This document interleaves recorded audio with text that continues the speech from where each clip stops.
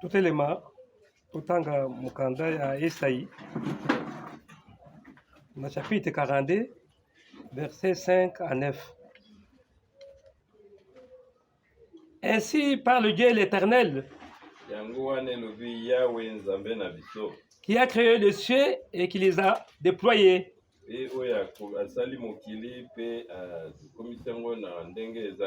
qui a étendu la terre et ses productions, qui a donné la respiration à ceux qui les peuplent, et le souffle à ceux qui marchent. Moi, l'Éternel, j'étais appelé pour le salut, et je te prendrai par la main, et je te garderai et je t'établirai pour traiter alliance avec le peuple,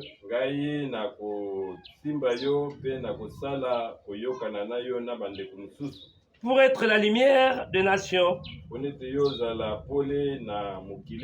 pour ouvrir les yeux des aveugles, pour faire sortir des prisons les captifs,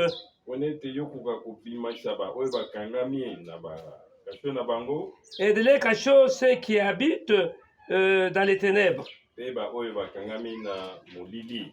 Je suis l'Éternel, c'est là mon nom, et je ne donnerai pas ma gloire à un autre,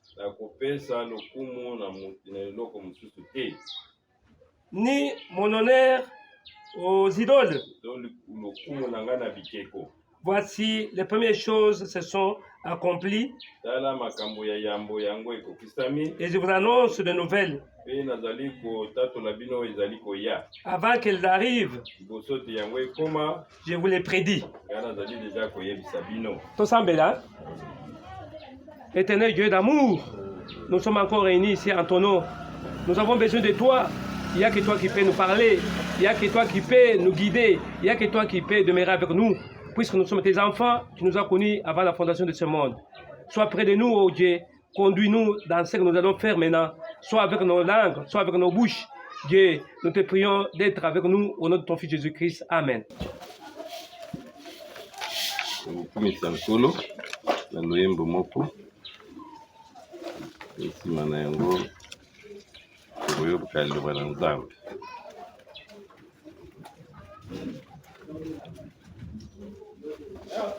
Page 6, la numéro 14. Page 6, numéro 14. Yokatina esengo nanga. Amen. Amen. Ukweba tina nini biso totondi na esengo. Tunete Yesu alimbisi masumo na biso. Amen. Yokatina esengo nanga. Yesu alimbisi masumo nanga. Etika wanazali koyemba. Olingo monene na Yesu. Ezalongoli na motema nanga. Mokuma monene pena bikinya.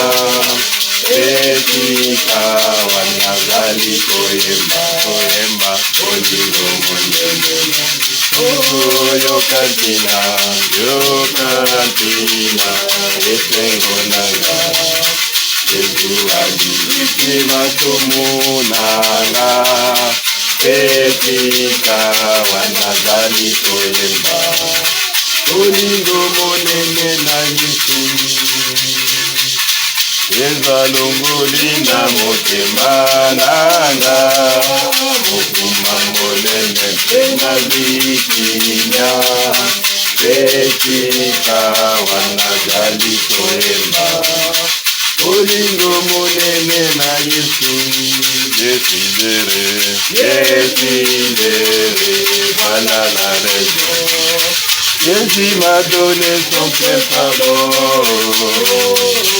Et maintenant je chante tous les jours de Jésus le merveilleux amour. Mon cœur accablé par un présent pardon. À Jésus pour la le vrai repos. Et maintenant je chante tous les jours. Et je vis le merveilleux amour.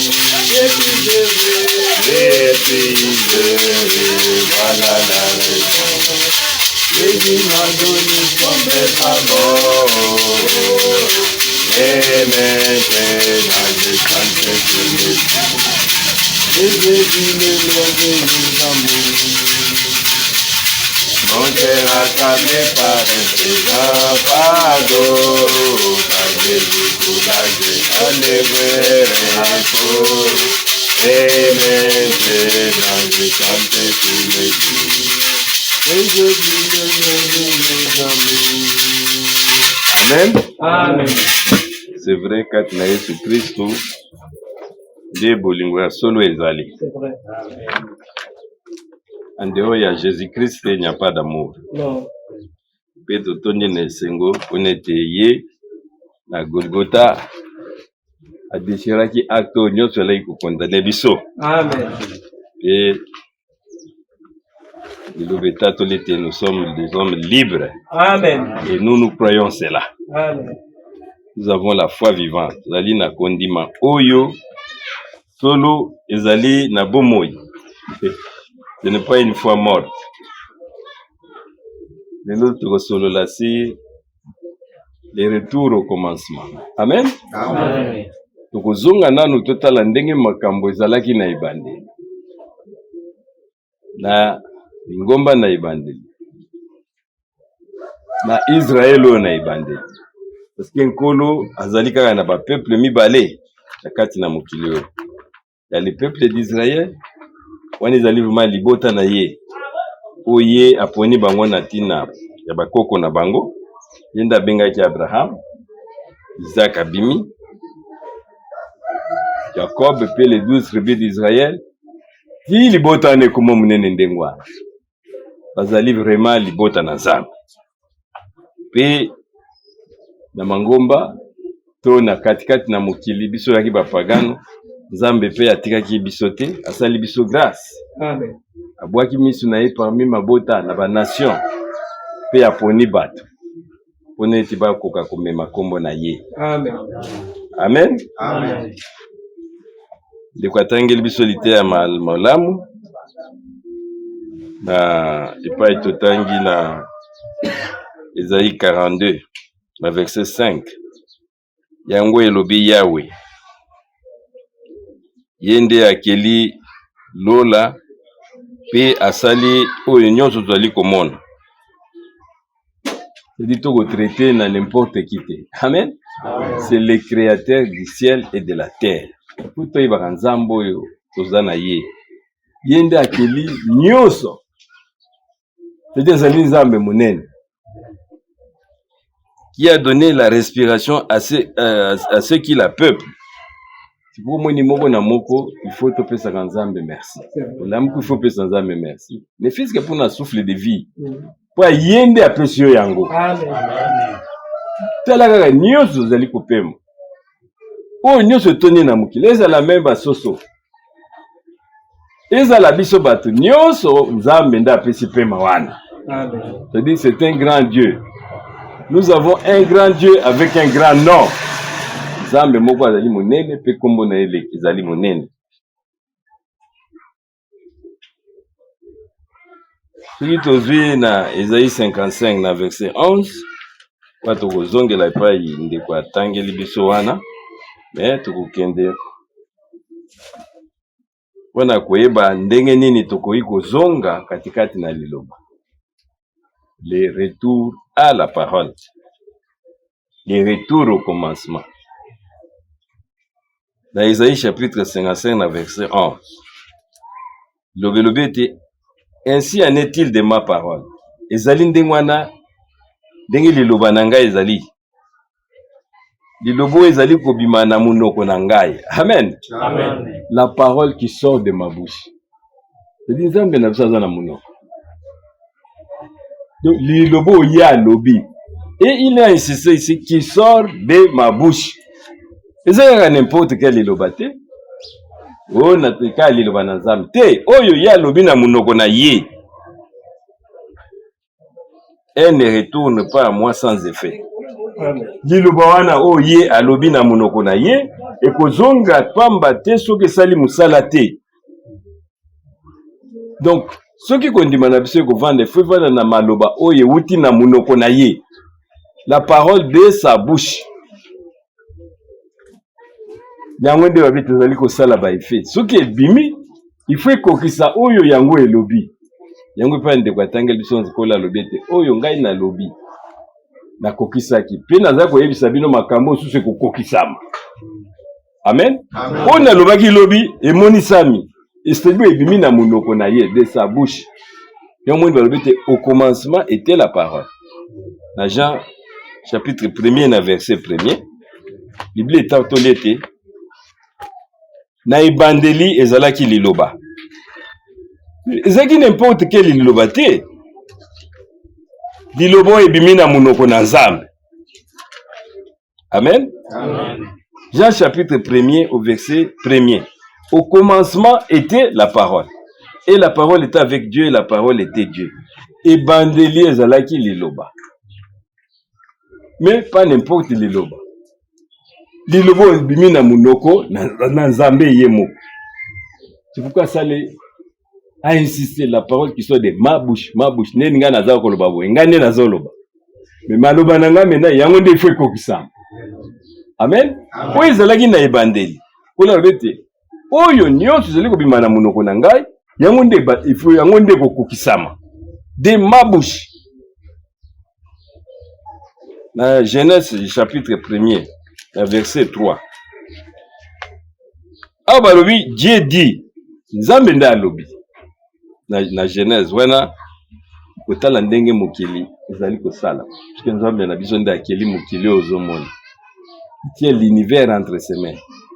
Nyonso tozali komona oyo. La planète tout eza na maboko na ye.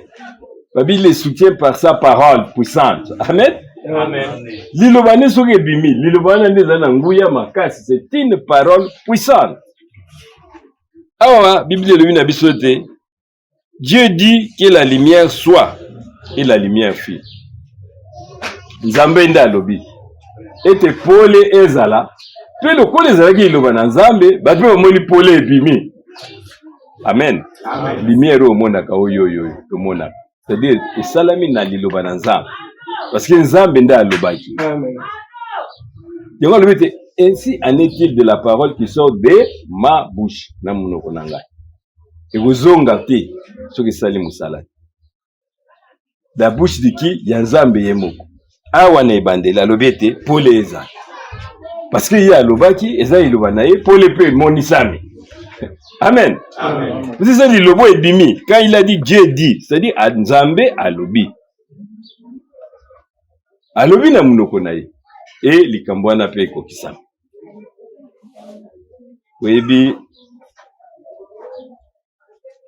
comme na tango yo vraiment comme doit bien le temps de la fin. Bukile komi pratiquement na suka ya bukila kao ya bukonzi oyo. Webi mangomba mabota les nations. Sukutangi na mukanda ya Daniel omone te bukonzi wane bandai d'abord na bikatansa. Inda zaki babenya na statue na la tête d'or. Bapagano ya liboso bazwaki vraiment bukonzi. Bamataki zalaki ye. Bukonzi na kuna na Babylone. Alléluia. Amen.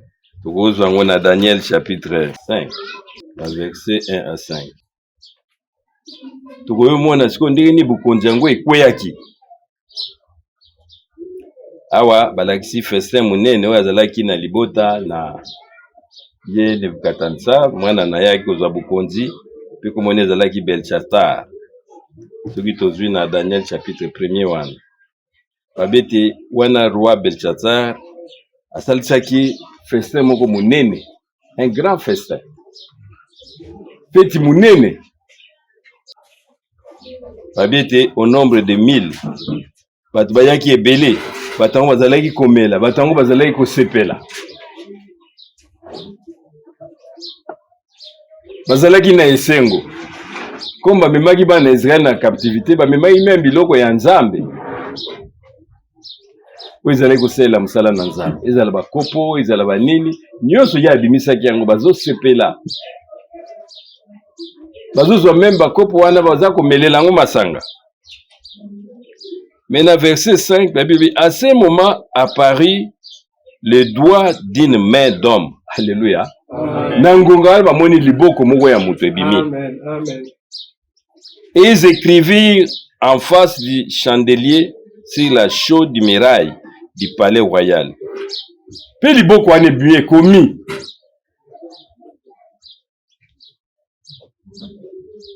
Mokonzi tanga tali yango abimo likambo nini. Na verset 27, to sauté pour atoke nembango. Bakomi ete tango dada ya pesi ndimbo ya likambo wana babete pesé, ba pesé yo, ba meki yo na kilo qui a été pesé dans la balance et qui a été trouvé léger. Amen. Amen. Abete bokonzi wana tango ba meki yango kati na balance. Ba moni eke ezali ko pesé te. Zama moni za na tina moko te. Moni mutu musu ba ko pese bokonzi, ora talela Nzambe ya komi ko talela biloka mokili. Rien que bokonzi wana ewuti na force moko songolo. Akinde usima nganga asimba boye boye na boye. Wana ezalaki ba ndenge ya mabote ezalaki kotambola. Bazalaki na banzambe na ba. Tiake ko simba biloko na Nzambe. Musakoli oto yambi ya lobi boye ya lobi monzamba lakisaki. Et même na tango na biso. Avant, ça dit biso soki toza enlevé. O ezali libota munene, ça dit ezali bukonzi. Omona kasiko ba be yango Union européenne. Bango nde bazali sikoyo na kati ya bukonzi vraiment. Mais bazali soutenir na puissance na ngo za ka États-Unis. Amen. Amen. Kinda za bobenga ka gendarme ya monde. Osakoli amona ki États-Unis zalaki brûler. Et vous avez brûlé quand babete ero yo ye akobimisa bibundeli ne nyonso koza na feti moko munene. Pona la sa force na ye. Dès mona ka soki za jour ya indépendance, babete to la que réellement nous avons na armée oyo ko batela mboka. Akobimisa bibundeli na ye nyonso. Batu bazali ko tambola mais akoyeba teke wana ville zaki déjà entouré. Amen. Nete bukonje yo. Belchasta. Tango azalaki kofeta. Ibaki teke ville na ye déjà entouré. Ete fallait akweya. Nzambe pa ye kolakisa ya komi. Ete napesaki otan nyonso okwa ko se repentir. Okukaki yango te donc ba peser yo eloko moko te. Comme mokilio pende comme vima na tango na suka Nzamba peser yango, c'est un signe que l'accepte mokilio yo Nzamba moni pour le moment bukula kwa iza sut na tina te. C'est-à-dire bukonzi ya mokilio. Le frère Branham monaki comment les États-Unis vous allez brûler. Nini bako bimisa bibundeli na bango nyonso. Ni wana biso to koza déjà enlevé. Amen. Pour vivre biloko wana te. Et ça sera toujours ici au Nozomona. Ba Chine wana. Ba soviétique ba pays de l'Est. De vous ça là, il faut réagir. Pour quoi affaiblir l'Union européenne. Amoni les États-Unis en feu. Et babite avant, tant wana ekoka. Waniza elembo iba pesi. Na tango na biso na musakoli obiso to yambi. Amen. Amen. Parce que Nzambe asololaka na basakoli na ye. Moni te Nzambe alobaka. Na ibandeli ye moko alobaki pe ekokisana. Mais sikoyo pona ya solola na biso aza ko utiliser basakoli. Azocha makambo na ye na munoko ya basakoli dans leur bouche. Ce qui tozui na mukanda ya 1 roi chapitre 17 na verset 24. Tukozonga na écriture na biso wana. Kuna ba osola na biso na tina ya musakoli oyo Eli. 1 Roi chapitre 17, na verset 24. Wana balakisi biso Eli ntango azalaki na ndako ya veuve babengi la veuve de Serepta. Abondelaki pe manzamba asalaki makambo munene. Na verset 24. Et la femme dit à Eli, oyo mwasi ayebisi Elia, je reconnais maintenant que tu es un homme de Dieu. Alléluia. Na sosoli maintenant te yozali mutu na nzambe. Et que la parole de l'Éternel dans ta bouche, alléluia, est vérité. Amen. Amen. Dieu va na nzambe na munoko na yo, c'est-à-dire muto nzamba tindi, soka lobi likambo ezalaka ya solo. Soka za réellement mutu na nzambe. Élie était un prophète de Dieu. Et tant ya lobi likambo, mwana mwasi amoni likambo ekokisami, alobi ya solo na ndimiete, munoko oyo ya yo. Malobo oyo ebimisi ezali de maloba na nzambe. C'est-à-dire nzamba utilizaki munoko na Eli en tant que prophète pour annoncer. Puis il va annoncer qu'il y a un ekokisami. Puis moi je suis en atatole to azali mutu na nzamba. C'est-à-dire monite depuis ba age bandi Nzambe aza ko utiliser basakoli. Puis na tango na biso Nzamba utiliser pe mosakoli. Pona ko pesa biso liloba. Ou ebimi na munoko na Nzambe. Ce n'est pas n'importe quelle parole biso to yambi. Non. C'est une parole qui est sortie de la bouche de Dieu. Amen. C'est-à-dire que basakoli bango bazali munoko na Nzambe. Ba pur prophète. Même dans l'Ancien Testament.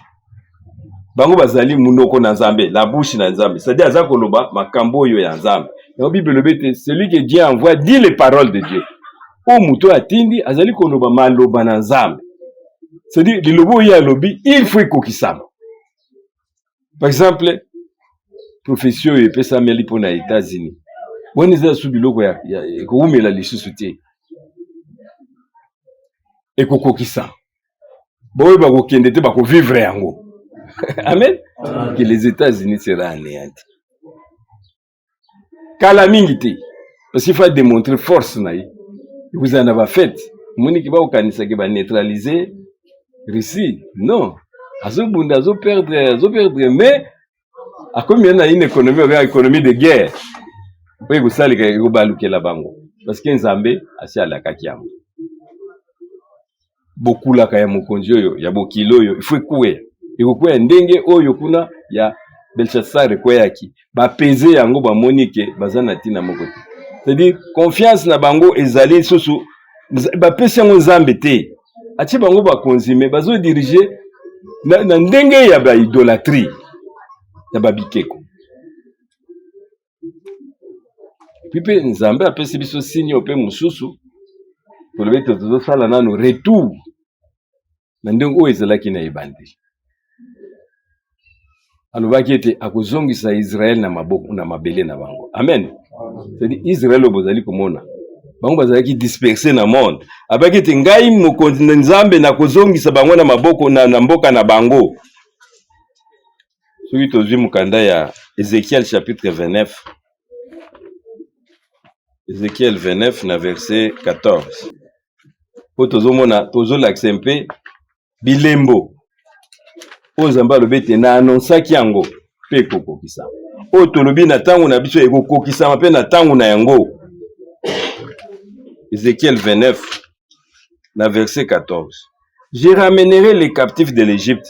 Abete ngai na kozwa ba oyo na Égypte bazalaki ba komba kangame. Je les ramènerai dans les pays des Pathos. Ngai na kozongisa bango na mboka na Pathos dans les pays de leurs origines. Amen. Amen. Na mabele ya batakoko na bango. Et ils formeront un faible royaume. Bakuzalata na mwa royaume moko ya moke. Oza malobo Nzamba lobaki te onga na lobi na monoko na nga, il faut ekokisa. Et tout le monde depuis 1948, bano na Israël bazalaki éparpillé na monde. Nzamba azongisi bango. Amen. Azongisi mwana mabele na bango. Pone te yazala Nzambe na bango. Mais pour le moment, au moins Nzamba lingaka te, je ne donnerai ma gloire à aucun autre. Amen. Azana yo, yo sala ba lien na yo, ba alliance na yo, patati patabi, c'est un royaume qui est encore faible. Parce que tout ça la ba lien ebele. Premier mbe akosede ba terre o nzamba apesa bango. O sala ba concession pour na bazwa kimia. Nzambe tomonaki awa te alingaka compromis moko te. Amen. Tant que Israël azongise na mabele na bango bazwa na ba compromis koyokana. Babengi ba traité za ko salama. Yo sala boy soko tiki boy comme ça pe ba arabe ba kotiko kimia. Yo sala boy yo ba concession nyonso wana zali ko sala. Nzamba zali ko tala. Moyen intervenir vraiment ezate. Azotika bango basala ndenge balingi. Yanga bite nazongisi bango mais c'est un royaume qui est encore faible. Amen. Parce que bampesi confiance nango totalité na Nzambe te. Mais jour où bakoya ko yebete bango vraiment bazali libota na Nzambe. À ce moment là Nzamba ko agir. Na mukanda Zacharie chapitre 12. Na verset 3. Zacharie chapitre 12, na verset 3. Où est allé toujours c'est Israël. Alors en ce jour, c'est-à-dire na mukolo wana, je ferai de Jérusalem une pierre pesante. Alléluia. Amen. Pour tout le peuple. Tous ceux qui les soulèveront seront meurtris. C'est-à-dire que comme attend moko boy, ciment, il y a qu'on neutraliser les États-Unis, mabota nyonso ko tourner comme contre Israël. Israël a un appui mon côté. Mundi lo na kati ya Israël eza soko botami oza directement na nationalité européenne. Parce que bango comme ba européen. Amen. C'est des pays moko bazozo ngo comme contrôle dans le monde des on a contrôle. Pourquoi simba bango te parce que les États-Unis est derrière. Mais après wana, toutes les nations de la terre bako telemela Israël. Et Bible dit à ce moment-là, que ça la sous compromis na mutute. Israël, Jérusalem sera une pierre pesante. Amen. Okoluko memayango kukukate okukweya. Tout celui akoya ko simba Israël, nzamba lobete na kokweisa yo. Et il en est aussi de biso ndengo mona biso pe. Lobete to sala retour. Pona to ebo ezaki na ebandeli. Pendenge nzamba tambola kina bango. Ce n'est que tango Israël a kokoma vraiment dépendant na yemoko. C'est-à-dire comme une brebis au milieu de loups, mukili mobimba, eboyiye. Biti oyo moinaza ko landa yango wana. Amema Israël tia a isolé. Parce que Israël bota na Nzambe. À ce moment-là Nzamba ko lakisa mukili etengana za Nzambe na Israël. Amen. Amen. À ce moment-là, il sera une pierre pesante. Yemoka ko telemela lingomba libota na ye. Mais ndenge Nzamba zotambola na Israël, ndenge paza ko tambola na biso. Na mukanda ya Luc chapitre 21, na verset 28. Tozotala tobite to tala bilembo. Ndenge zalaki pe Nzamba lobi na biso ke bilembo tango bokomona yango eloko ni bokoyi ko sala. Dans Mukanda Luca 21 verset 28, la Bible dit, quand ces choses commenceront à arriver, redressez-vous et levez vos têtes parce que votre délivrance approche. Alléluia. Amen. Maintenant, où ils allaient pour la lingomba? Bilembo, ils allaient pour la biso. Bible le baguette beaucoup moins surtout dans un moment où le climat est comme makasi encore, moi il comme encore makasi. C'est même signe. Habite beaucoup ka ba guerre, ba bruit de guerre. Eza bilembo. O Nzamba tchepe pona lingomba bite quand vous verrez toutes ces choses. Mais bon redresser maintenant mitema mituna bino pour que votre rédemption approche. C'est-à-dire à ce moment-là Nzambe aniko accorder une délivrance totale pour na lingomba na ye. Et dernier signe, pour la lingomba, Nzamba le bête, cette bonne nouvelle du royaume sera prêchée dans le monde entier. Amen. Amen. Makambo yonyoso. Liloba oyo yasuka, la parole qui est sortie de la bouche de Dieu. Pas n'importe quelle bouche. Mutuna mutu akoyiko loba a interpréter loba na ndenge na ye. Mais we bimina loba na Nzambe, na munoko na Nzambe, la parole prophétique. Et vous allez prêcher dans le monde entier. Yango ezo sala masasa yi. Bible dit alors viendra la fin. La fin ya beaucoup la koyo nyonso. C'est-à-dire que système politique au nyonso te vala, il faut ils allaient écrouler. Dende kwa tangela biso na Esaïe 42 kuna, pone te yemoko kolo makambo ya ko régner. Et sengete pour le moment lingomba pas à la compromis mon côté. Amen. Amen. Parce que Zamba qui parle n'importe qui te a occupé Israël, a occupé Égypte. Mon besoin les kakuna en Égypte tali était. Lui voit que son peuple peut l'ingete libota na ye akuka koyeba période azali kobika. Ayeba ndenge nini akoki kobika période wana. Donc bilembo. Ilembo moko tomoni te kokokisama. Ilembo musu ese kokisama Israël azongi na mabele na ye. Mais Israël azana no ndenge wana. Parce que aza totalement na kati ya yeloba te. Bazali voilé, bayebi na no Christ te. Mais mukolo bakozala abandonné. Mukili wembea tourner contre bango Zamba lobete oya ko simba Israël. Même ville à Jérusalem, ça sera une pierre pesante. Et vous l'équilibrez. C'est-à-dire, au mérite comme mango yomoko kokweya. Et l'ingomba na yen Zamba za ko conduire de la même façon. Avec bilembo ni tuzali komona. Vous allez préparer biso ko yebete Yesu Christ azali ko zonga, le retour de Christ. Et kokende na biso ekomi pembeni. Ya on des vraiment promesse munene Zamba pesi biso. Mais tout que Jésus vient bientôt, balobi yango pe mingi. Mais bientôt on les appelle na makambo ebele fe kokisama. Amen. Tout monde ite Zamba zali asala histoire ya Sali na ye. L'histoire de Sali. Comment livre na ye. Pe livre na yango nde zali kobika. Bata musimukili basala baka histoire na bango so mutakufi. Ah zalaka abotami na telle date, asali makambo boye akufi na telle date.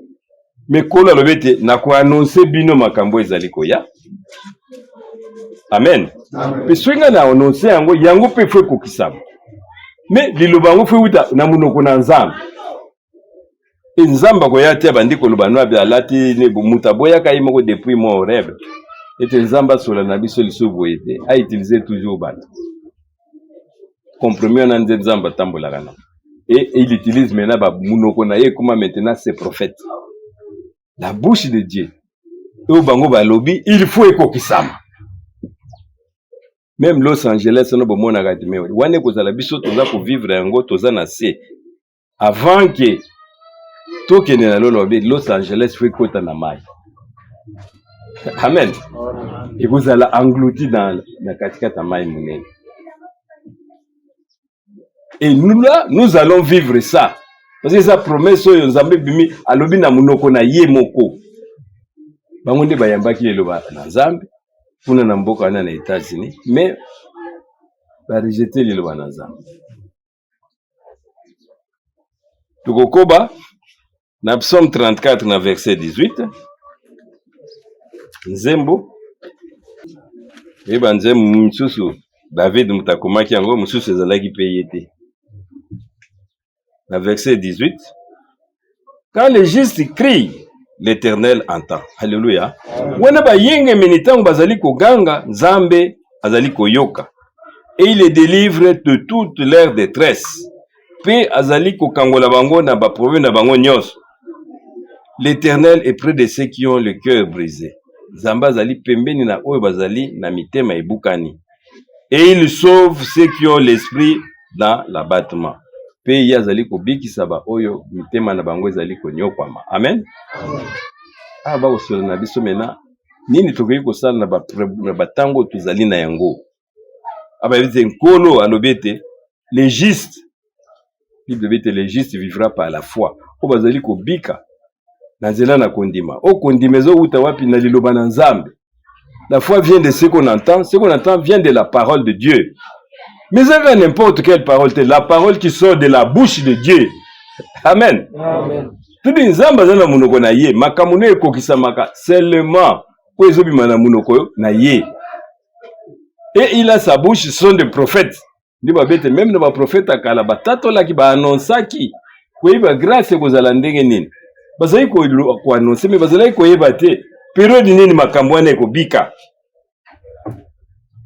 C'est-à-dire oyo nyonso bazali koyoka iloba na Nzambe pe kobika yango bango ndi babengi bango bayenge beni. Babete quand il crie bango bazali senini tango bazali kobondela.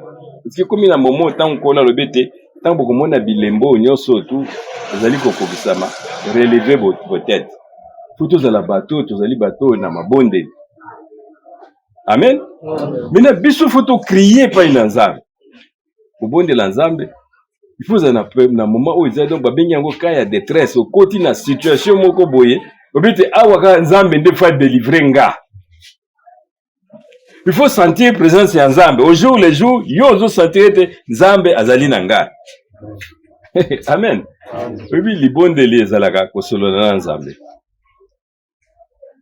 Soko zui par exemple na Genèse 18 kuna omoni de tango les trois anges bakitaki et pas na Abraham. Mibale bakine na Sodome et Gomorrhe. Ouais, tikalaki na Abraham. Azalaki Nzambe yemoko. Bible dit Abraham était dans la présence de Dieu et il intercédait. Azalaki mena ko bondela. Parce que yebaki tango nini ezali ko bika. Kula ilakisaki alobete nazo kende ko boma Sodome. Yeba na Sodome kuna Lot azali. Amen. Et la Bible dit il se tient à la présence de Dieu. Azalaki mena la présence ya Nzambe. Tant vous êtes en présence dans Nzambe, ozo solola na ye lokola ozo mona mutu dans l'invisible. C'est-à-dire ozo yebise makambo. Azatu soki kuna ka Satan batu disent, est-ce que kobiki ça va na koboma te? Parce que azalaki ko yeba mutu na za kuna na kati. Donc idée ne nyonso azalaki pona Lot. Est-ce que mutu na pas kufa? Et il intercédait pona ye. Vous êtes en présence dans Nzambe, il faut sentir que réellement que je suis avec Dieu. Amen. Amen. Jérémie 29, verset 13. Yélémiliaou. La Bible dit, vous me chercherez, binoboko lukanga, et vous me trouverez si vous me cherchez de tout votre cœur. Binoboko lukanga, pe boko monanga, suki boko lukanga na mutemi nanga, bino mobimba. Mwite tout tourne autour ya cœur. Amen. Ya mutema. Oya koluka Nzambe na mutema na ye, pa na mutu. Pato moneke te diable yazwaka mutu na mutu na ye. Mais nkolo azwaka na mutema de tout votre cœur. Nzambe yebi sincérité ya mitema na bato. Et que mutu azama na posa ya kosalela Nzambe. Nzambe ashi yebi. De tout votre cœur, mitema na bino mobimba. Mais okoluka Nzambe wapi seulement là où il parle. Amen. Amen. Amen. Pas hier. Nzambe ko exaucer, Nzambe to biso tozali ko sambela, le créateur du ciel et la terre, ako confirmer ka malobo ezali ko bima na munoko na ye. Abite tango boko mona makambo nyonso tu, esengi pe biso ete tokoka ko bondela Nzambe ko kokana na ba promesse oyo ya pesi biso.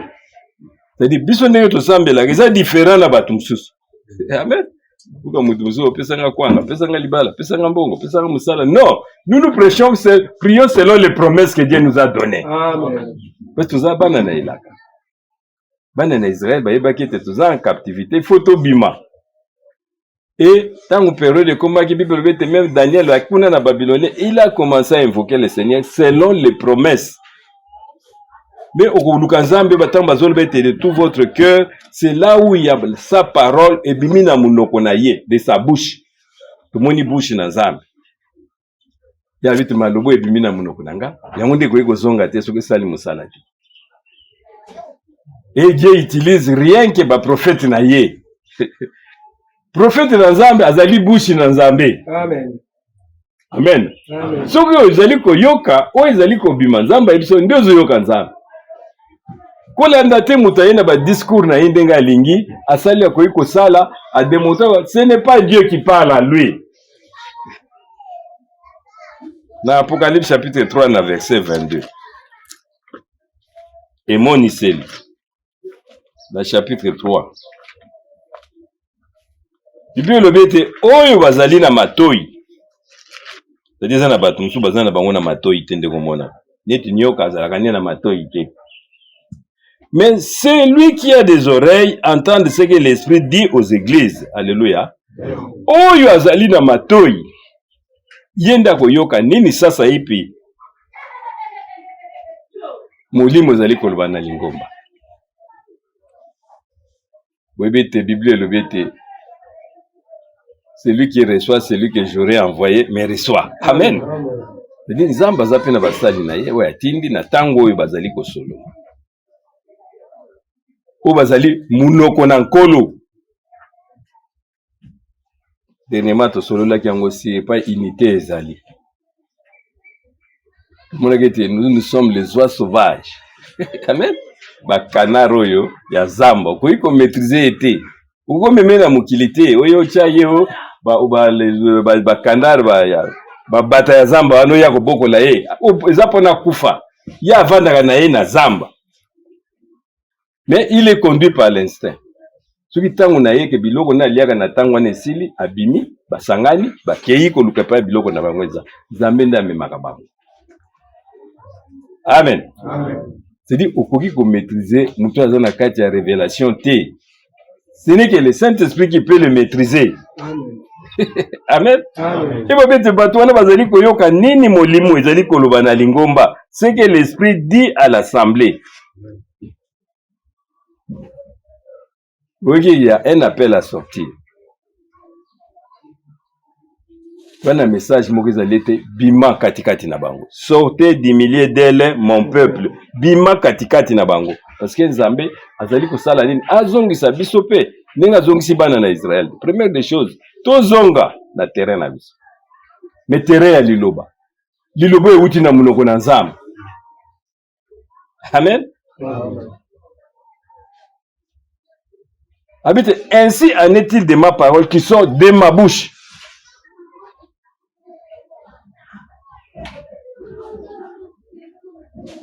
Zambe apesi biso liloba na ye. Apesi na kati liloba na ba promesse ezali. Habite na ko zongisa Israël pour le moment na ba compromis na bango ils sont faibles mais le jour ils vont comprendre ba kotika la bango moko rien qu'avec la pure parole. Oya ko simba bango ça sera une pierre pesante. Vous allez pas si pona bango. Soki lelo yo zali koyoka pelo to zali koloba makambo eza koloba na munoko na Nzambe ezo bima na munoko na Nzambe bima katikati na bango sortez de tout ce qui n'est pas révélation je vous accueillerai. Oh Yesu Christ akoya yo poko yoka mungongo wana le son de la trompette wabi na 1 Thessaloniciens 4:16 na mungongo ya kelolo c'est-à-dire que pona basekwa ekoza na kelolo moko ekobeta. Amen. Amen. À la voix d'un archange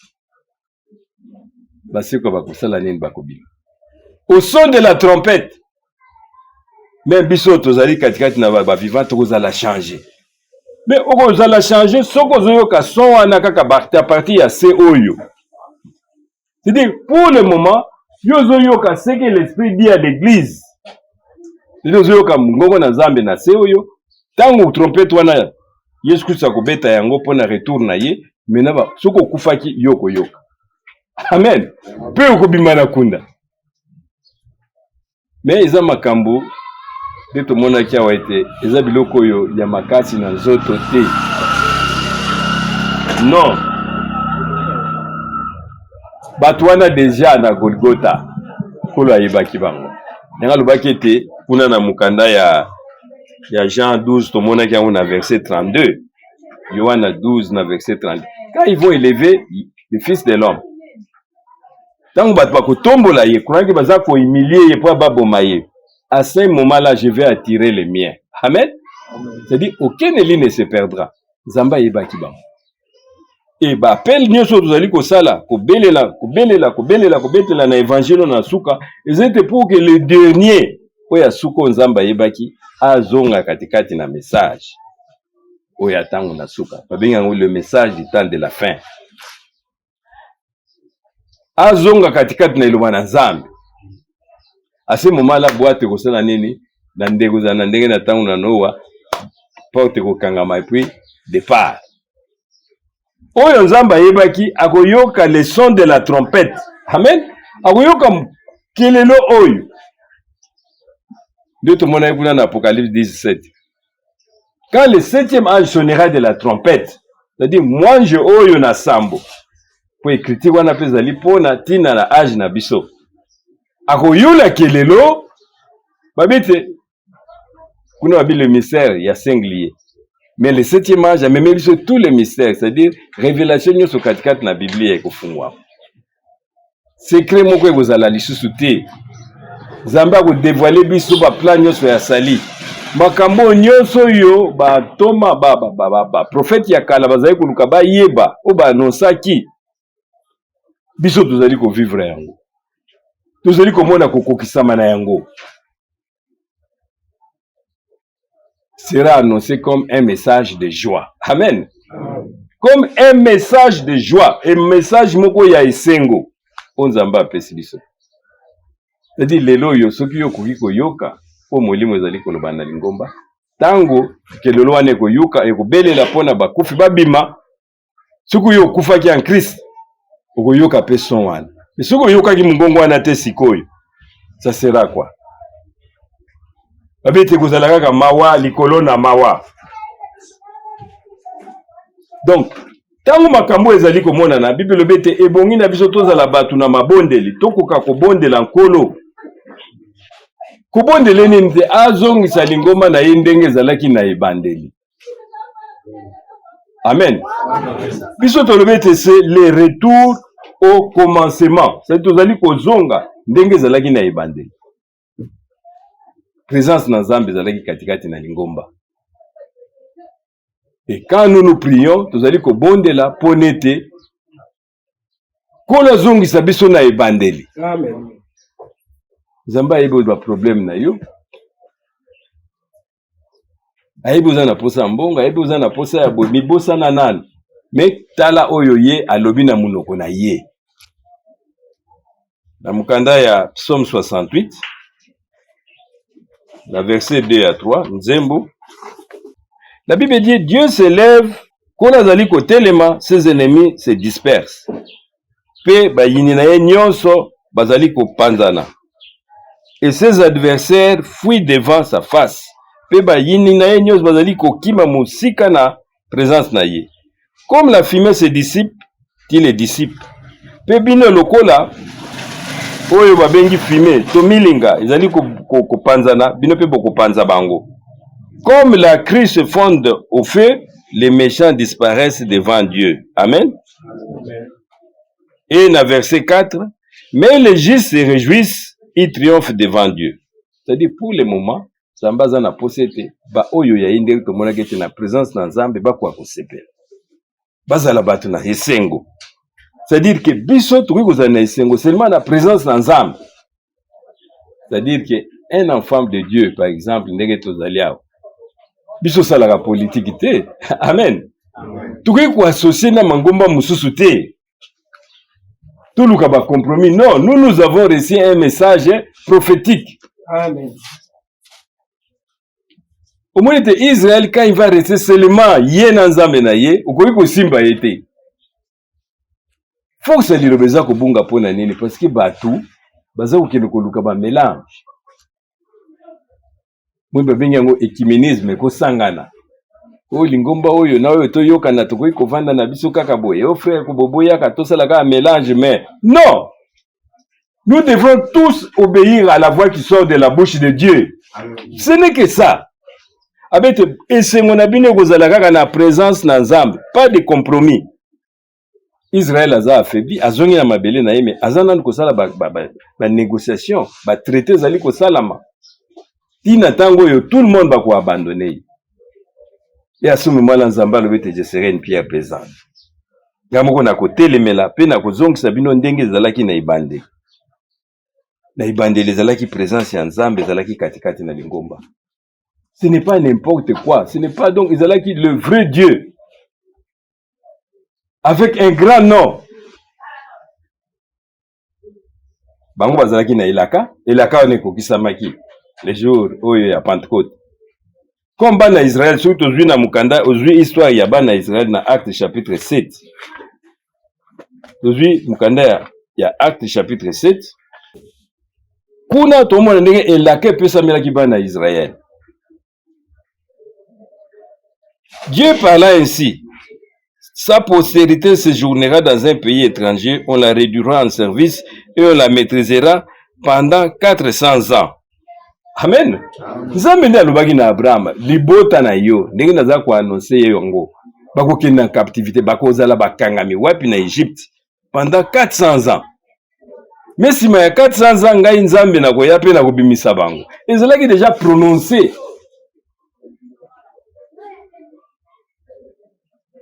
Dans verset, to sauté mouké na verset 17. Le temps approchait où devait s'accomplir la promesse que Dieu avait faite à Abraham. Alléluia. Amen. Bano wana bakende na Égypte. Basali pe 400 ans. Mais là wana 400 ans zalaki kopusana. Promesse wana fallait kokisama. Parce que Nzambe soka lobi likambo na ye, oyo ebimi na munoko na ye.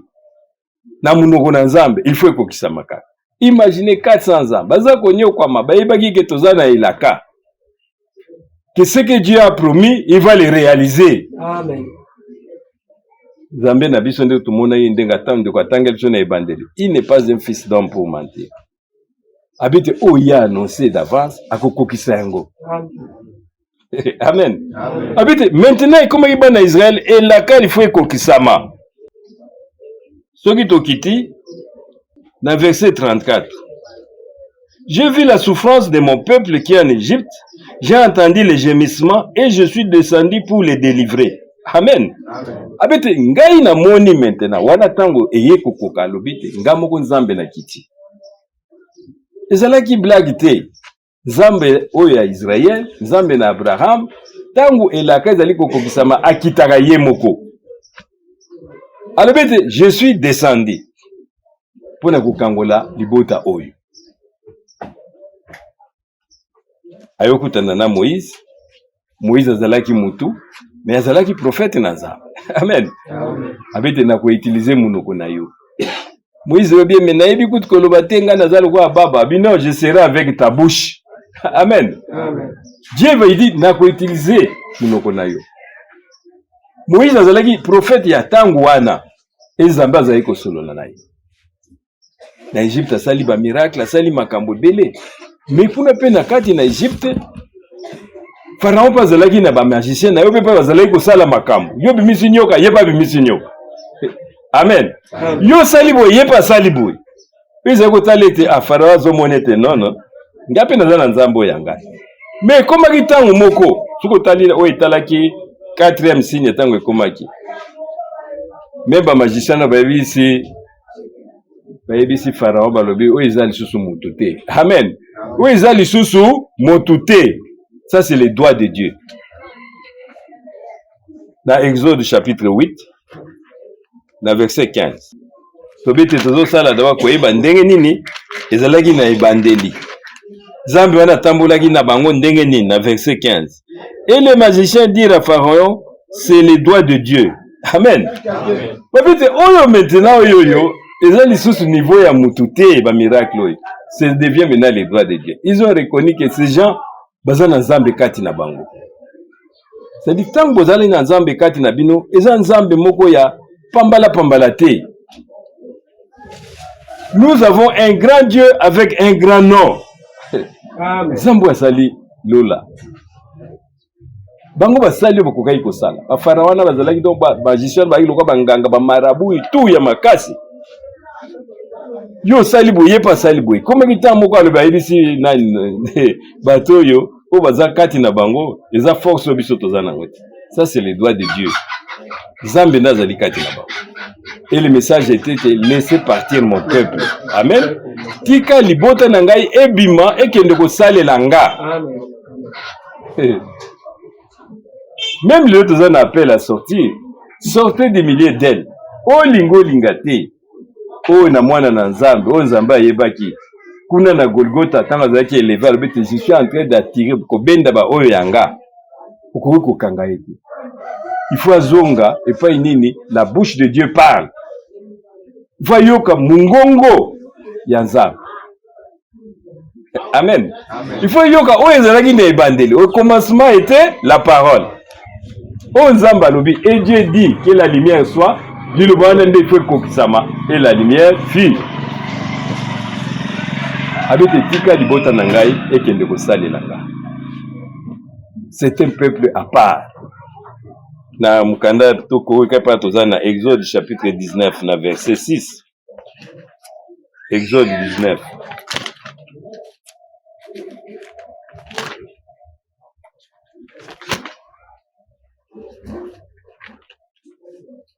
Exode 19 na verset 6. Bible dit, vous serez pour moi un royaume de sacrificateurs et une nation sainte. Alléluia. Tant Nzamba bimisi bango lobete bino bokozala un royaume. Ya banganga Nzamba. Et une nation sainte. C'est-à-dire bokozala différent na bato et mususu wana. Nzamba zalaki na problème mon côté kuna magicien ya pharaon asali miracle bango ba aza kuna te tali bisote. Ça le miracle non ndongo lingi. Mais nous sommes les enfants de la promesse. Amen. Quand il n'a pas que liboko na Nzambe zali. Nzambe n'avait rien à voir avec le Dieu Baba Nzambe na bango. Il ne voyait que la cause de son peuple. Avec libota na ngai ta unaza ko bimisa bino eza pona musala moko bino pe bozala banganga Nzambe. Un royaume de sacrificateurs. C'est-à-dire que tant Nzambe za na posa a utiliser munoko na yo. Munoko. Donc aloba, il faut utiliser munoko na mwana na Israël. Soka liko bunda, a utiliser le boko na yo et comme la force mususu. C'est-à-dire que ça prêt. Tout notre être, il faut aller prêt pour na kosala na Nzambe. Il y a un message même na katikati na lingomba pour les moments zalete bima katikati na bango. Amen. Kuna na Égypte zalaki te laissez partir mon peuple, laisse-les sortir. Faut pas bima. C'était un message, un appel à sortir. Biso peso kotangi na mukana 2 Corinthiens chapitre 6 à 17. Que dit la Bible? C'est pourquoi sortez du milieu d'eux. Bino bo bima katikati na bango. C'est-à-dire oipa yini munoko na Nzambe zate. Amen. Là où Dieu ne parle pas, Bible dit bo bima. Et séparez-vous, dit le Seigneur. Ne touchez pas ce qui est impur et je vous accueillerai. Amen. Alléluia. Bosimba wezali impureté. Parce que monyo kuna marabu ana zo sala ba miracle boy. O solo ka ana zali ko sala makamu. Ça nous n'engage à rien. Privé des ba ezana ndenge na bango. O bazo sala etali bisoté. Petali Nzambe na bisoté. Nous avons un Dieu fort qui a créé le ciel et la terre. Ndenga tambola ki na Israël, azape ko tambola na biso. Ayebisi Pharaon tika libota nanga, kwa bake ne ko salela nga. E yo soko bimpo na ko ko salela Nzambe, yebete yo poza linganga Nzambe. C'est-à-dire Dieu peut t'utiliser à tout moment. Ezo mona le roi baba ndeko na biso bazaka ba militaire kuna. Ya gère. Au moins on ba ko tambola, mais ceux qui ba beti siffler que yo ba memi il faut que ne ko bunda. Donc au pesa molimo no pona ikolo. Amen. Amen. Il faut voir baka yango pona nini Nzamba bengi biso. Na 1 Pierre 2:5.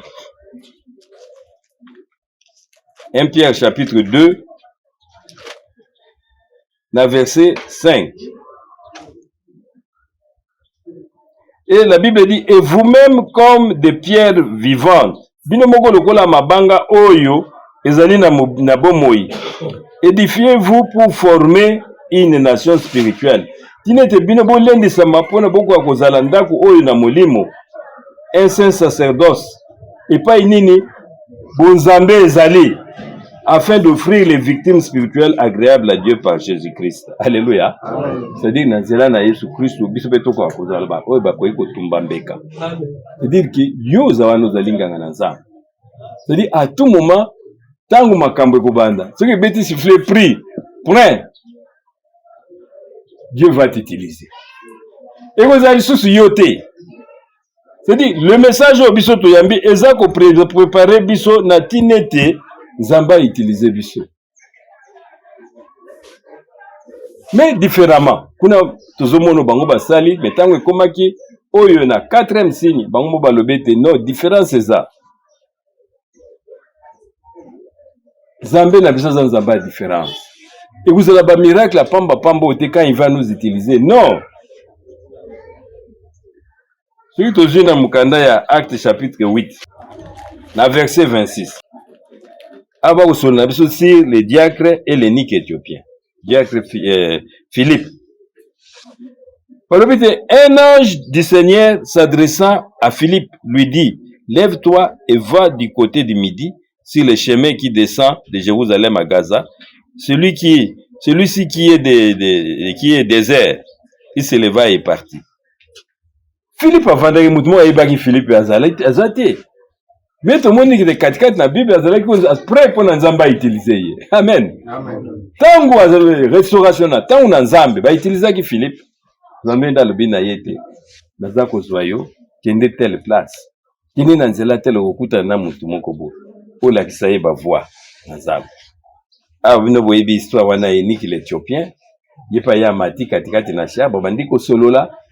Eniki l'Éthiopien utaki vraiment na ba réunion na bango ya minene kuna. Mais à ce qu'il a compris qu'il est là comme côté. Tant que zali kotambola, Philippe a kuta na ye. Philippe a tinda magi na nzela ya molimo. Est-ce que matakambo yo zali kotango zo comprendre yango? Et bien zo comprendre. Et maintenant Philippe a koti abandi ko lakisa ye. Tala lilobo elobi boy. Et c'est ça alakisa Yesu Christ. Amen. Ndenge nina yaki ndenge nina. Kufaki makambo ne basala ki tina na biso. Pas l'accès non maya baptême ezalaka o nyuso andimi kolo na biso Yesu Christ faut zo libati na mai po sana ba biloko na onyo swana kota na mai basa ko ken ba moni pe mai mais ni qu'il était pas bien mais mai pe yango amen ezali na kati na désert de misuso no to ko baptiser bana mina mai mukipo na désert basala gani notre Dieu est créateur oui amen amen akoy ko créer sur place à créer mai yao bamona mai ebimi wana Eniki l'Éthiopien mais mai yango eloko nini ezangi ngana azwa libatisi bakiti bango mibali bakoti na mai babatize ye et na verset sokozwi kaka na acte 8 wana na verset 39 quand il fait sortir de l'eau tango bango mibali babimi na mai l'esprit du Seigneur enleva Philippe et l'Eniki ne levait plus tandis que joyeux il poursuivait sa route. Alléluia. Molimo Yankolo. Et non, Philippe Sikawa.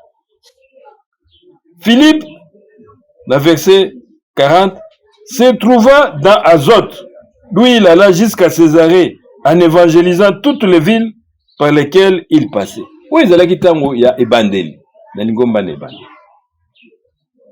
Balongo lionete ulu utiawa, muli monde tindio. Mutu azali na posa ya mutu kate, posa ya avion te, posa ya logote. Molimo lobi na ye kende na tenzela ko kenda ke kuna tanga silisi musala na nzambi mabuku ba memiye oko se retrouver peut-être na mbandaka sans avion. Amen. C'est-à-dire que quand le Seigneur va utiliser ba oya ye et vous allez ba miracle oyo nanu salamate. Amen. Eza biluka pamba pamba te. Mutumso moni mutu asiako mine mukolo ba moni ko kwa batavande na libando te apumbwaki na buta ba essence sila qui est à quoi ba mandi ko betaille lukuta mais pour nous au moins amen babete Philippe molimo ezui akokuta babemise na ville mususu kuna bandi ko te Eniki l'Éthiopien tamsa ba kanga ile ba photo na etso pito yebite tanga okuma me na uto zo baptême na nani na Philippe mais na ba internet ba mais Philippe ngo wana tala ba moni na États-Unis azote mais meto zalaki na ye. C'est le problème de l'esprit. Parce que nous traitons avec un grand Dieu. Au moins, le l'homme, tu as outil au moins à l'aéroport, kuna, a outil côté à ceux qui n'ont pas de temps à quitter, bah, yéna bambunda, passer à quitter, bah, zoko kumisai. Mais pour nous, ça ne sera pas ça.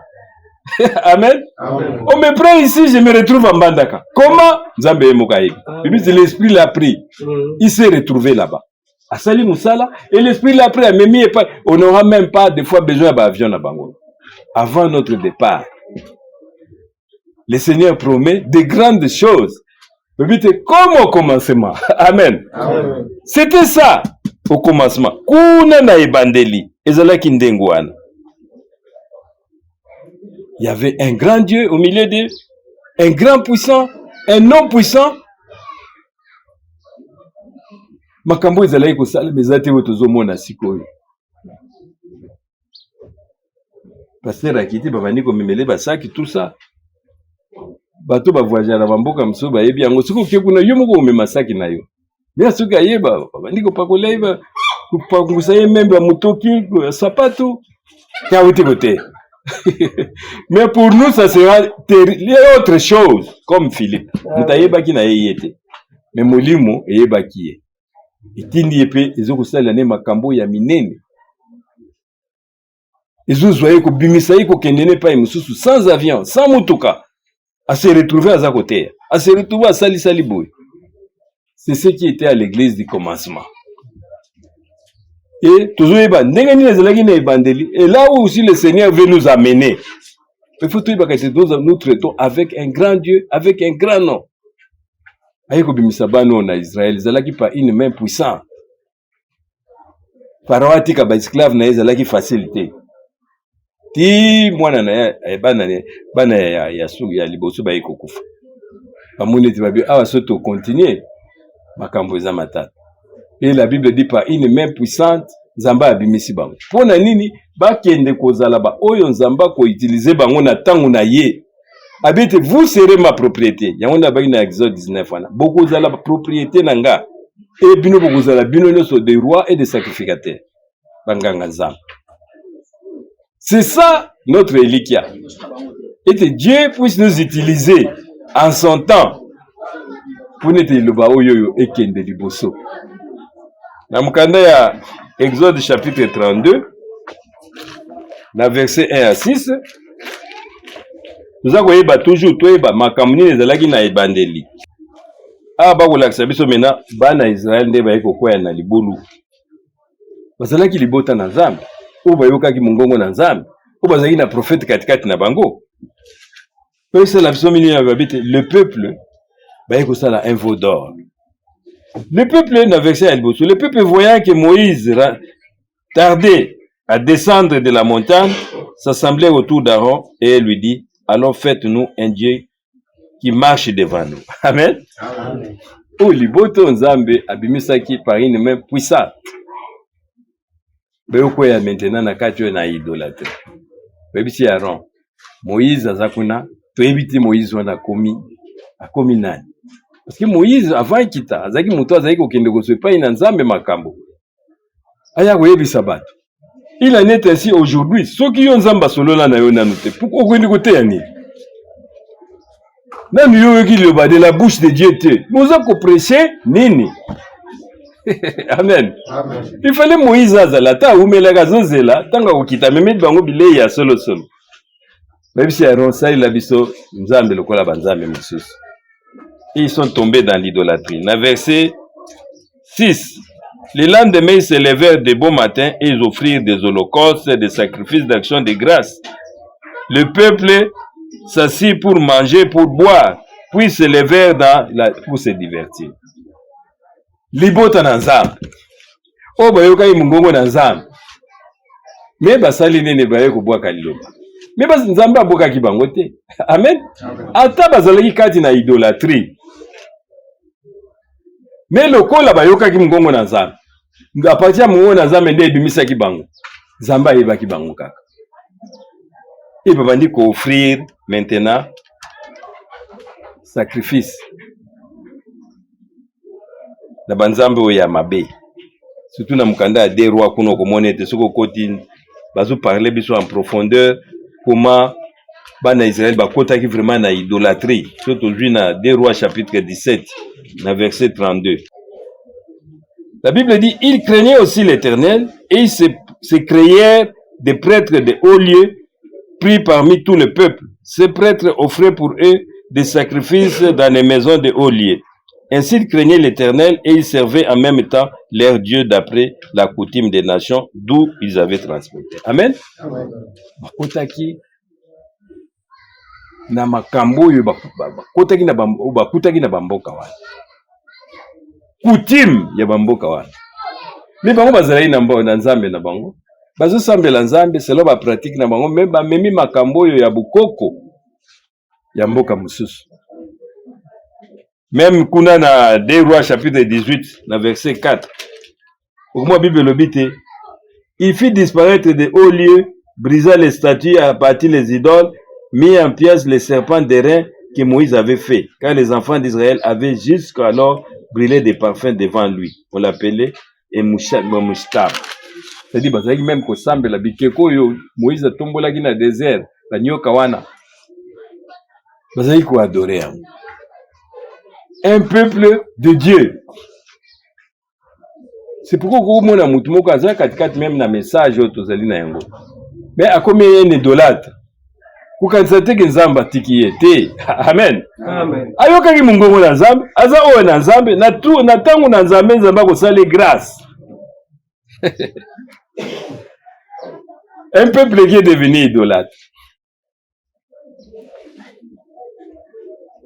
Misusu moni bakomo lo ba Abraham azanzambe. Bakomi si nzambe. Ils ont fait leur veau d'or.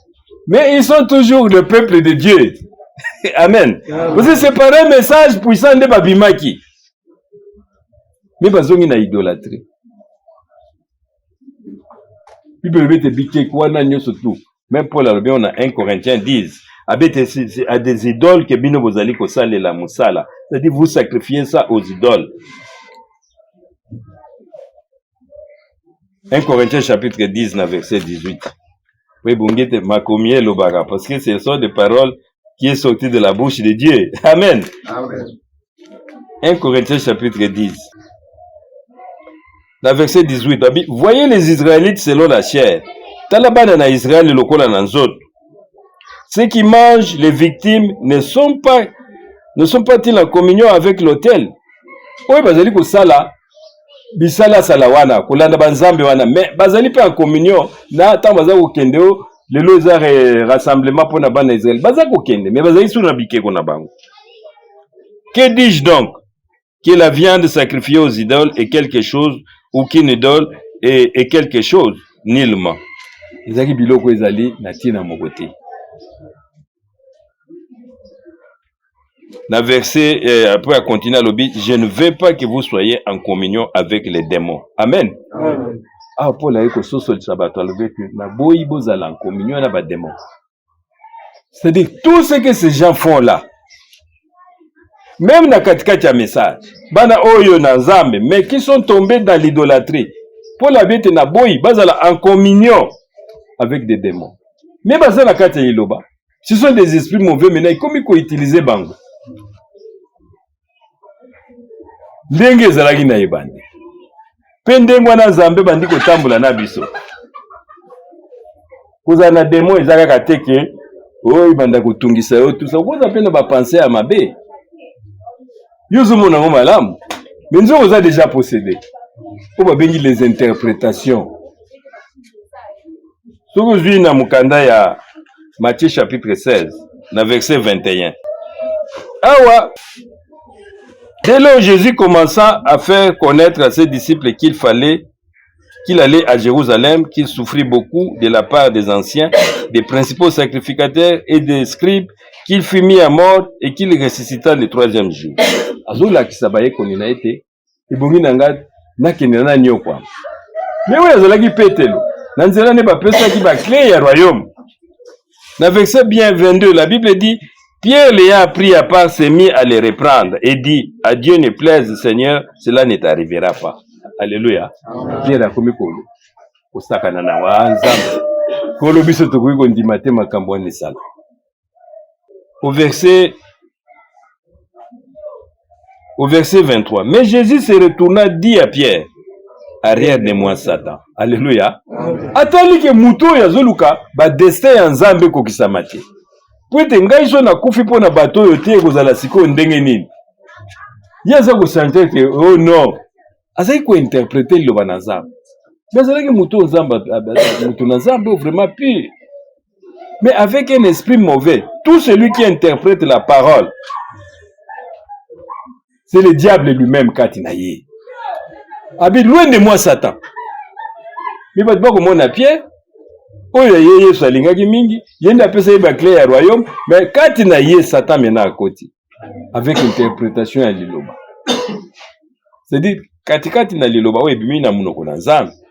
Yo ko interpréter yango te. Amen. Amen. O changer ondenge yo moko bandi ko sala. Ah, Zamba la kisinga ke vrana mazanzam. Mais tu interprète. Ouais, zolo bakati na yo, c'était un esprit mauvais. Mais rien n'empêche, c'était un enfant d'Israël. Amen. Oui, à côté katikati na l'idolâtre. Kula yebisi bango ete boza ko rendre maintenant la parole inefficace. Iluka liboso diable yaki na ibandeli yaki ko sala nini ko ajouter na lobana nzambe.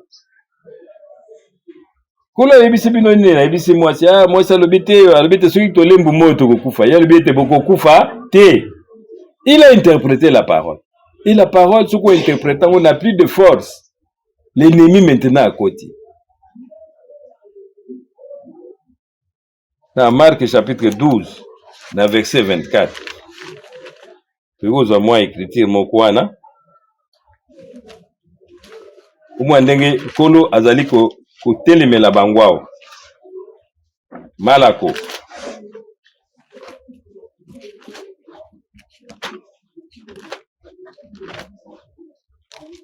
Marc 12, dans verset 24.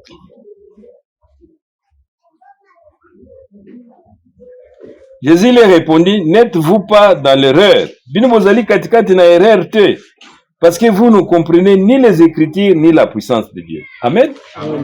C'est pas parce que vous avez sous-souté puissance nguya na nzambe. Ukozwa mutu te akoma mutu okuka ko comparer na nzambo ya biso. Non. Notre Dieu est le créateur du ciel et de la terre. Et ça la même, je vais tenir ma question, mais problème à cette tonnerre, nous croyons comme dit l'Écriture.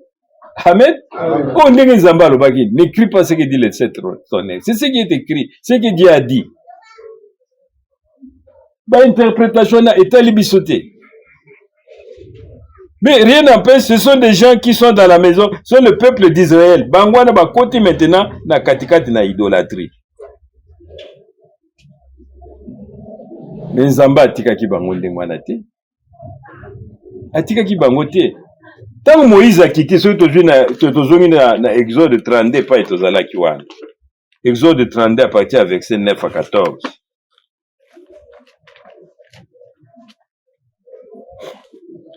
Exode 32 à partir avec verset 9. L'Éternel dit à Moïse, je vois que ce peuple est un peuple au cou rade. Namoni te bateau bazana tout est ma casse bamangongi. Maintenant laisse-moi, ma colère va s'enflammer contre eux et je les consumerai. Tikete kanda nangai mena ekita. Dana ko bebisa bango nyonso. Mais je ferai de toi une grande nation. Alléluia. Amen. Mais yo Moïse na kosalela yo à partir na yo kokoma mutu munene pe mabota ekobima. C'est bien. Ezeli umuro malam. Mais ce qui Moïse a zalaki na esprit à Christ c'était abaola kisabiso déjà Golgotha. Amen. Bato bazali katikati na mabunga. Mais Bible le bina biso boy. Moïse implora l'Éternel son Dieu. Moïse abelelaki Yahweh Nzambe na ye. Et il dit, pourquoi ô Éternel ta colère s'enflammerait-elle contre ton peuple? Akotaki na zela mabonde. Asekaki baninga na ete basali vodor bango bakokufa boy na boy. Non. Abondelaki na tina na bango. Amen. Babisi teni en brèche entre Dieu et les hommes. Abitoko osala ngai mabota minene mais zwa plitonga bomanga ime tika libota wana. Alléluia. Kanisa passion yo moko ziko bimisa bango na Égypte. Otambusi bango. Tu okomisi bango na esika oyo. Tangu yo koboma bango. Qu'est-ce que les autres vont dire? Alléluia. Ben Égyptien bakoyoka bakoloba nini? Abima memaki bango qui a kende kopesa bango mboka na ilaka ezande pona bomba bango dans le désert. Soni kozala kaka pona yo. Que plutôt tikanga ina kufa. Bomanga yi longolanga même na livre na vie na yo mais bato yo bazala na bomoyi. Alléluia. C'est pourquoi monete yi nzamba tindaki Yesu Christ. Là asala nini akuka kozala un sacrifice kuna na Golgotha. Pour makambo yo nyoso idolâtrie nyoso tout pardon ezala mutu moko amema yango. Malgré Pierre azalaki na mobulu na ye kotambola tambola boye mais c'était un élu de Dieu. Amen. Azalaki un aimé de Dieu. Nzamba alingaki. Et nous aussi, nous devons avoir l'esprit de Christ. L'esprit qui était à Moïse. Kuboma bango, akwako sepela na ya nzambe boma bango, ngabo sana ngabo. Non. Kanisa chemin ototamboli na message. Nzambe ndenge na bimisi biso. Biso zo ibatanto yambi message au frère Franck Azako ya oteka côté ya biso kuna na rigini. Toujours ni komata tili kolaba nzete pona koyoka sango. Amen. Ozo place wapi? Tili kolaba nzete. Bozo bima tongo bozo kina ba stade parce qu'il y avait la joie. C'était un message de joie. Amen. Mais toko ngate ba ninga na biso to bande na on va tomber. Nous devons prier pour eux. Alléluia. Jusqu'à ce que vous soyez nzambe, ce sont batuna yo. Oh ben yoka ki la parole qui est sortie de ta bouche. Yo no bimisi bango. Mais tumbezali katikati na désert. Bazali kokoya, bazali kotelema, bazali kokoya, bazali kotelema. Kola lobe Moïse a du place na Yesu Christ abete bakangata na ikulusi. Ngai na kufa mais libota na yo. Et soko kiti dans verset 14, la Bible dit « L'Éternel s'est répandu du mal qu'il avait déclaré vouloir faire à son peuple. » Alléluia. Tangu nzamba yoki kubondela we na Moïse. Abete kanisa bilaka yondo opesaki. Kanisa loboko no na nguya batwana bamona kiango. Les messages ici tangu bandi. Poso ezalaki katikati na bato. Kanisa vouloir ou pas, le Seigneur va restaurer son église. Amen. Amen. Amen. Amen. Tant que le Seigneur maintenant kanisa le bete maintenant je vais restaurer. Na kozongi c'est la bino. Dans Joël chapitre 2 na verset 25. Bible bete je vais restituer tout ce que mnyama mango yauli allié ngai na kozongi c'est la bino. Joël chapitre 2 na verset 25. Oui kotanga yango. Je vous remplacerai les années qu'on dévorait la sauterelle. Na kozongi sabino. Kozongi c'est la bino. Bambula oyo nyoso tu nyamo na mabeba bengi sauterelle. Na kalukwa ndikelele libanki. Les gelek, les asiles et les gazam. Oh toujours ali même nyama mais asala nini aliaka. Misuba aliaka tina katikati ya noyo. Kola lovete na kozongi c'est la bino. Na verset 26. Vous mangerez et vous vous rassasierez. Alléluia. Bokolia pe bokotonda lisusu. Et vous célébrerez le nom de l'Éternel votre Dieu qui aura fait des prodiges et mon peuple ne sera plus jamais dans la confusion. Kola sala ki promesse abete libuta na ngai wana. Toza mukete toza ebele. Autant où le Seigneur aza kozongisa lingoma na ye ndenge zaki na ibande. Makaminene banda kosala. Bible bete batu nyoso tu bakozonga katikati na nzambe na bango. Ils vont se réjouir dans la présence de leur Dieu. Et vous célébrerez le nom de l'Éternel. Amen. Beaucoup célébrer surtout comme nzambe na bino qui aura fait pour vous des prodiges. Ou bengi ba prodiges, ça n'importe quoi tende tozozel. Ce sont de grandes choses. Que mutuba duya wabwe uko se retrouver na mbujimai sans ukota en avion. Amen. Il y aura des miracles la création ko sala. Batwana nyoso to ba kozonga. Avec seulement yozwa position à Christ. Ba oyo ba lembi yo bondela tina na bango. Ba oyo ba kangami na idolâtrie yo bondela tina na bango. Et nzamba sala nini akangola bango. Tokoza verset à Souka na Psaume 89. Na verset 22. Nzembo, Psaume 89.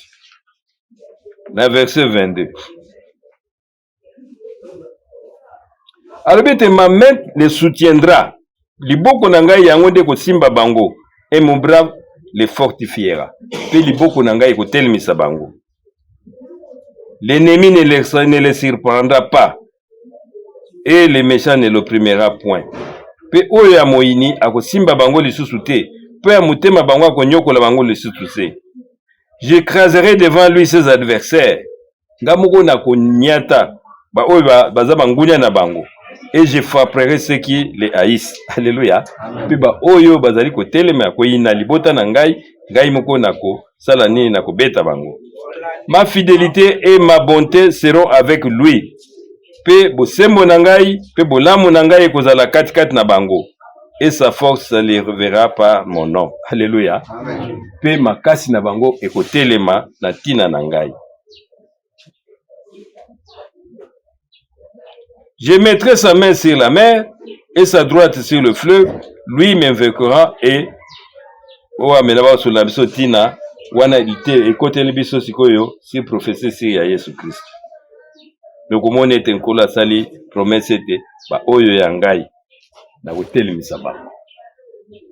Bitele kwa David na kuchela bango lisusu l'huile na ko siko kiti na siko no komona yango ete na kopesa bango lisusu mafuta pe ba kotelema na présence na ngai. Donc lingomba na Nzambe nous sommes des enfants de la promesse. Ndenga tamboli na Israël, azape ko tambola na biso ndengwa. Ba oyo bakuyokaki mungongo na munoko na Nzambe, la bouche de Dieu. Ata bakangami na idolâtrie, Nzambe akokangola bango. Amen. Amen. Amen. Déjà moko apesa maki kombeka. C'était Jésus-Christ. Nzambe tango azako tala, eza libota na ye. Na bimisi bango na pasi na kotika bango. Dieu peut condamner mon ingate. La Bible dit ne jugez de rien avant le temps. Tant que nous temps est quitté, et de grandes choses vont s'accomplir. Les retours au commencement. Il y avait ce grand Dieu à l'obété. Isaïe 41, je ne donnerai pas ma gloire à un autre. Alléluia. Zamba ko pesa lokumu na yena mutute. Habite na bimisi bino pona boza la peuple yangai, vous m'appartenez. Akosa la biso des rois et des sacrificateurs. Mais vous avez makasi na biso te yango Bible le bete, ça ne sera ni par la force, ni par la puissance, mais par mon esprit. Amen. Mais basengi biso tous dans la présence na Nzambe. La présence na Nzambe ezali mabonde. Vous devrez sentir présence na Nzambe. Dans la Bible le bete, non. Abraham était dans la présence de Dieu. Kolo me kuno omoni ndenge nini so baza ata 10 okoboma ona koboma ata baza ndambo bona osala nini okosala te. Il intercédait pour le peuple de Dieu. C'était ça les retours pour même mabiso au commencement. Photos à la bateau tozali ko kanisa lingoma na Nzambe ndenge zalaki na ebandeli ndenge bazozongisa ngo na suka. Amen. Amen. Et maintenant selon la parole nous puissions prier conformément à la pensée d'Nzambe. Que Dieu vous bénisse. Amen. Et la bénédiction de Dieu Tout-Puissant. Amen.